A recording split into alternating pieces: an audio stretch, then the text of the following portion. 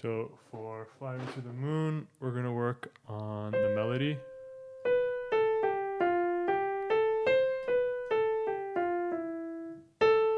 You should be playing this by ear. It's pretty easy. It has one black note.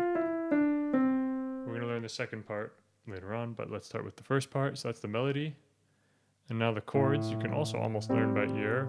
We're going to start with an A minor chord. We're going to play the root and then the shell, which is the 3 and the 7, but we're going to invert it. So, and then we're going to go to the next chord, which is going to be D minor with the root and the shell. This time we don't invert the shell to have good voice leading. So, and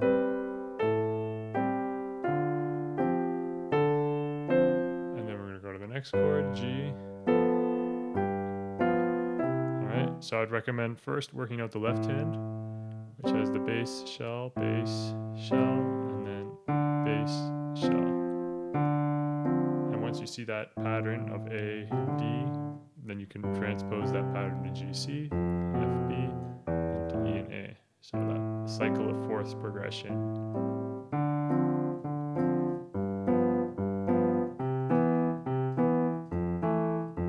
It's a bit of a stretch, especially if you have small hands, but because we're playing it broken, you can do that. All right, so then once you can do that, then I want you to add the melody.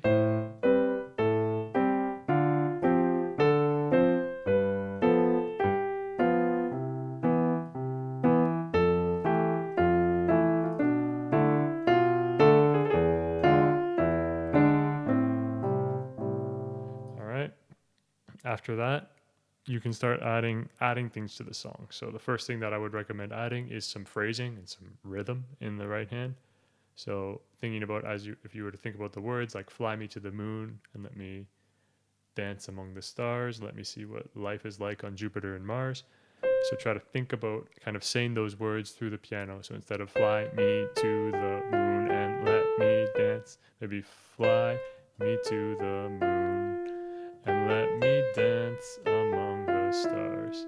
And it's important that you do that with the left hand so you can move these notes forward or backward in time, but make sure that you don't lose the time at all.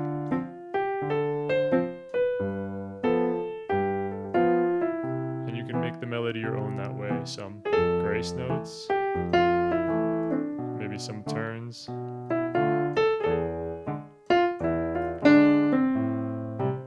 Okay, so that'd be the first step, doing that. And then we can also start adding some other things. We could add, instead of just root, like bass, chord, we can get some variety by doing bass, chord, fifth chord. So the fifth of the chord is the E, bass, shell, fifth, shell, root, shell, fifth, shell. So you can add that.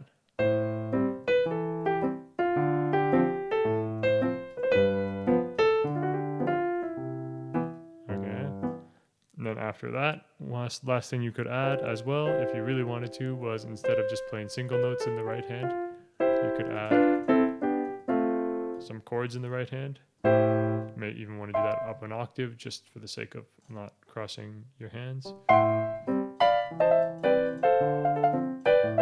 Maybe a bit of tremolo.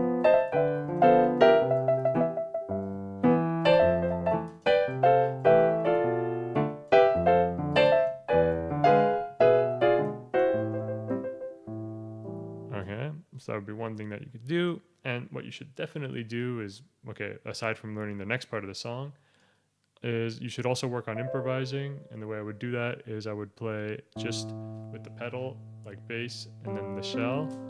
Then I would try to experiment with playing a few chord tones in the right hand. Very free, out of time.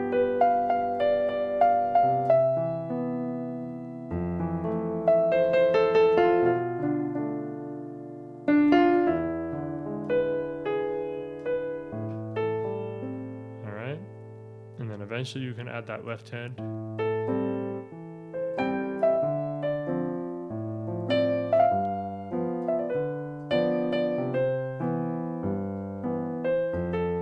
But the most important thing is to think about how the chord tones connect from one chord to the other. So, for example, let's say I start with E. You want to use your ear and follow where does that E want to go? Maybe up or maybe down. One of those.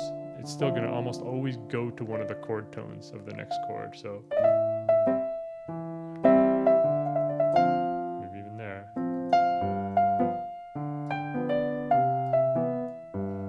Maybe it's going to stay.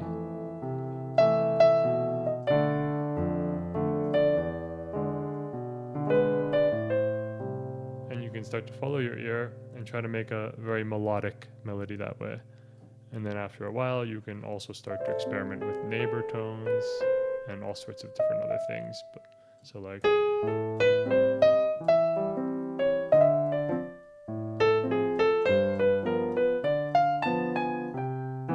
right? So again, one chord tone to the other chord tone, right? But even just starting some free improvising and starting with that is a good idea.